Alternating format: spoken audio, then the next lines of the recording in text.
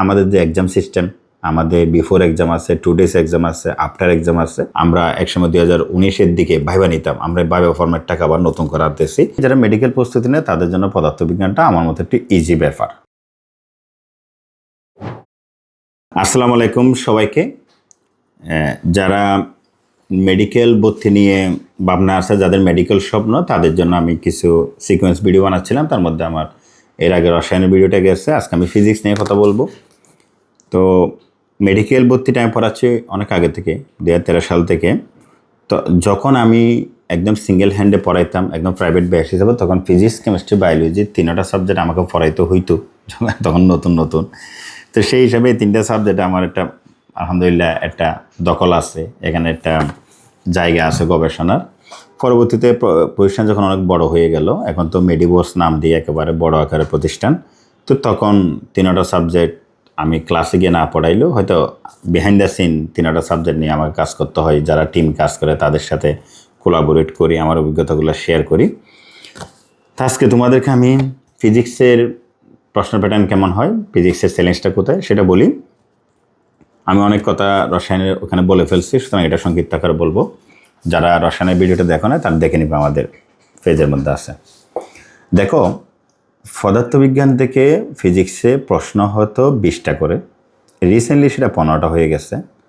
তো সে অনুযায়ী যারা মেডিকেল প্রস্তুতি নেয় তাদের জন্য পদার্থবিজ্ঞানটা আমার মতো একটি ইজি ব্যাপার। হয়তো ইঞ্জিনিয়ারিং যারা তাদের জন্য অনেক কঠিন ব্যাপার, বাট মেডিকেলের জন্য এটা একটি ইজি জায়গা। এখন আমরা যারা মেডিকেল অ্যাডমিশন পড়াই, যারা পদার্থবিজ্ঞানে আমির ইসহাক স্যার এই বইটা প্রায় সময় পড়ে। কেন পড়ায় তার একটা প্রসঙ্গ বলি তোমাদের। কেন আমির ইসহাক স্যার পড়ায়? মেডিকেল ভর্তি পরীক্ষা 25 সালে আমি কিছু লিখে নিয়ে আসছি জিনিস তোমাদের শেয়ার করার জন্য।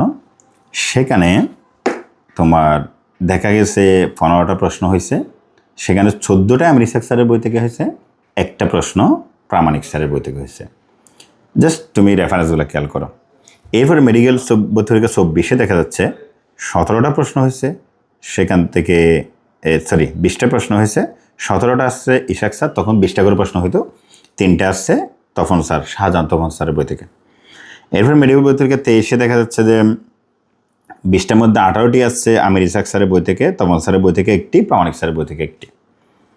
আবার মেডিকেল ভর্তি পরীক্ষা 22-এ ইসহাক স্যারের বই হতে 20টি প্রশ্ন চলে আসছে আমির ইসহাক স্যারের, এখানে তারা অন্য লেখকের ক্ষেত্রে যায় নাই। ঠিক এর আগের পরীক্ষাটা 21 সালে যেটা পরীক্ষা, এখানেও সবগুলো প্রশ্ন আমির ইসহাক স্যারের বই থেকে আসছে। আবার এর আগের যে 20 সালের পরীক্ষা, সেটাতে দেখা যাচ্ছে 17টি আমির ইসহাক স্যারের বই থেকে, 3টি আসছে শাহজাহান তপন স্যারের বই থেকে।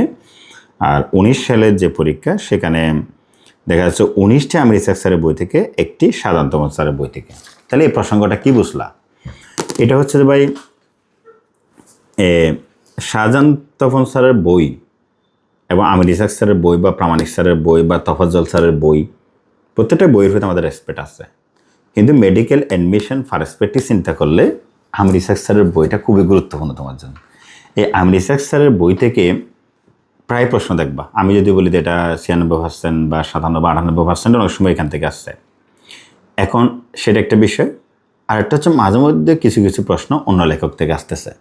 তাহলে আমি যেভাবে প্রস্তুত করাই, আমার যে পলিসি, রেজাল্ট বের করার যে একটা পলিসি থাকে একজন স্টুডেন্টকে রেডি করার মেডিকেল অ্যাডমিশনের, এই পলিসি দিয়ে কাজ করে আমার হাজার হাজার শিক্ষার্থী মেডিকেলে পড়ে, অলরেডি পাশ করে বেড়ে গেছে আসছে। আবার অনেক সময় পলিসিটা অ্যাপ্লাই করতে গিয়ে স্টুডেন্টকে আমার যে ভাবনা সেটা তার মাথায় ঢুকাইতে পারি নাই, এরকমও কলাপস করছে, এরকম স্টুডেন্ট আছে। সুতরাং সাফল্য ব্যর্থতা মিলিয়ে আমার গত 1 যুগ।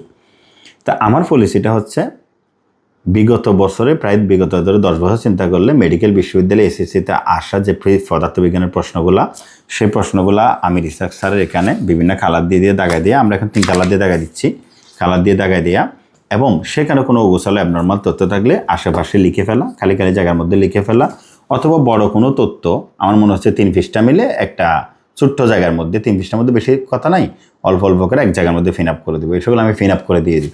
এভাবে বইটা যেমন দাগাই, আবার অন্যদিকে তপন স্যার, প্রামাণিক স্যার, তফাজ্জল স্যার, তারপর হচ্ছে আমির ইসহাক স্যারকে কম্বাইন করে এটা আমি সহায়ক বই হিসাবে আমাদের ডাইজেস্ট, মেডিবোস ডাইজেস্ট, তো ডাইজেস্ট আমরা রেডি করছি।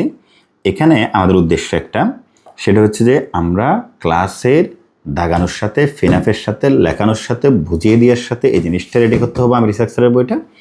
অন্যান্য লেখক থেকে কি আসে না আসে সব কিছু মিলে কম্বাইন করে, তো আবার বড় আকারে না, যেহেতু তোমরা অল্প সময়ে প্রস্তুতি নিতে হবে, তখন তোমার জন্য যেটুকু পারা যায় সংক্ষিপ্ত আকারে টু দা পয়েন্ট যেগুলো আসবে এগুলোকে একসাথে করে আবার ডাইজেস্ট বানানো হয়েছে। তো তুমি এটা পরে বাসায় গিয়ে আগে বইটা পড়বা, তারপরে গিয়ে তুমি ডাইজেস্টটা পড়বা, দুইটা পড়ার পরে পুরো জিনিসটা একটা মানে রিভাইসের মধ্যে দিয়ে গেল, সহায়ক বই হিসাবে ডাইজেস্টটা তোমাকে হেল্প করলো। তারপর তুমি আমাদের যে এক্সাম সিস্টেম, আমাদের বিফোর এক্সাম আছে, 2 days এক্সাম আছে, আফটার এক্সাম আছে, এভাবে করে যে জিনিসগুলো তোমাকে আমি ডাইজেস্ট এবং মূল বইতে ধরিয়ে দিলাম সেই জিনিসগুলো বারংবার বারংবার বারংবার যাতে প্র্যাকটিস হয় সেই জন্য আমরা নানা ফরম্যাটে পরীক্ষা নিতে থাকি। ইভেন আমরা একসময় 2019-এর দিকে ভাইবা নিতাম, আমরা ভাইবা ফরম্যাটটাকে আবার নতুন করাতেছি, ভাইবা নিলে ভালো, বাচ্চাদের মুখস্থ থাকে বেশি। তো আমরা হচ্ছে যে কোথার থেকে আসে জায়গাটা আগে ঠিক করি, সে জায়গাটা স্টুডেন্টকে সরবরাহ করি, সেটা মূল বইয়ে দাগায় দিই অথবা ডাইজেস্টের মাধ্যমে দিই, যেভাবে হোক এটা তোমার কাছে যাই, এবং সেই জিনিসটা বারবার প্র্যাকটিস করে যাতে পরীক্ষার হলে যে তোমার প্রতিটা প্রশ্ন 36 সেকেন্ড যে পাওয়া যায়, 36 সেকেন্ডের মধ্যে যাতে তুমি আনসার করতে পারো এবং ওই সময়ের প্রেশারকে তুমি এক পাশে ফেলে যাতে এটা আনসার করতে পারো সেভাবে তোমাকে রেডি করতে হয়। তো রেডি করতে গিয়ে আমরা অনেক সময় দেখছি বিভিন্ন সময় অনুশীলনী থেকে প্রশ্ন আসে, সেগুলো আমরা এখানে ফিন আপ করে দিই। আবার দেখা যায় পরীক্ষার আগের দিন রাতে তুমি চাইলেই বা এত বড় বই তুমি এত বড় বই রিভাইজ দিতে পারবা না, তাই না? তখন আমরা প্রতিটা অধ্যায়কে 1 পৃষ্ঠা কিংবা 1 পাতা, অধ্যায় বড় হলো 2 পাতা এরকম করে দিই, যাতে পরীক্ষার আগে সে শুধু ফিজিক্স কেমিস্ট্রি বায়োলজি 55 অধ্যায়ের 55 পাতা বা 55 পৃষ্ঠা বা 60 পৃষ্ঠা বা 70 পৃষ্ঠা এগুলো পড়ে যাতে সে যেতে পারে। এভাবে একটা রেজাল্ট বের হয়ে আসে। তাহলে রেজাল্টটা বের করার ক্ষেত্রে আমি এর আগে ফিজিক্স কেমিস্ট্রির পলিসিটা বলছিলাম, এখন ফিজিক্সের পলিসিটা বলছি। আসলে ভাই পলিসি থাকবে, কিন্তু যাকে আমি অ্যাপ্লাই করব সেই যদি মনস্থির না করে মানে তাহলে রেজাল্ট বের করা যায় না। তো আমার পক্ষ থেকে আমার শতভাগ থাকে, কিন্তু স্টুডেন্টের পক্ষ থেকে যদি তার মনস্থির থাকে ইনশাআল্লাহ আমি এবার রেজাল্ট বের করব, তাহলে তার জন্য একটা আশ্রয় এর মতো একটা জায়গা, একটা ভালো ঠিকানা হতে পারে আমার যে মেডিবোস সেটা।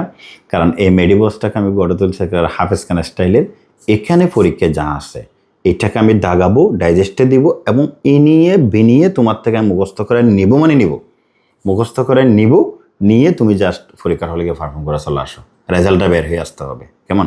তো ফিজিক্সের এটুকু বললাম, তেমন ম্যাথমেটিক্যাল প্রবলেম আসে না ফিজিক্স থেকে, একটা ওইটা আসলে সেগুলো ইজিলি আসে, সুতরাং এটা নিয়ে টমাটাইজ হওয়ার দরকার নেই, বেশিরভাগই থিওরিটিক্যাল প্রশ্ন হয় এখান থেকে। ফিজিক্সটা মেডিকেল অ্যান্ড মেডিসিনের জন্য সহজ, কমফোর্ট জোন বলা যায়, ঠিক আছে? অন্য কোনো ভিডিওতে আমি সে বায়োলজি কিংবা জিকে ইংলিশ নিয়ে কথা বলবো। ধন্যবাদ সবাইকে।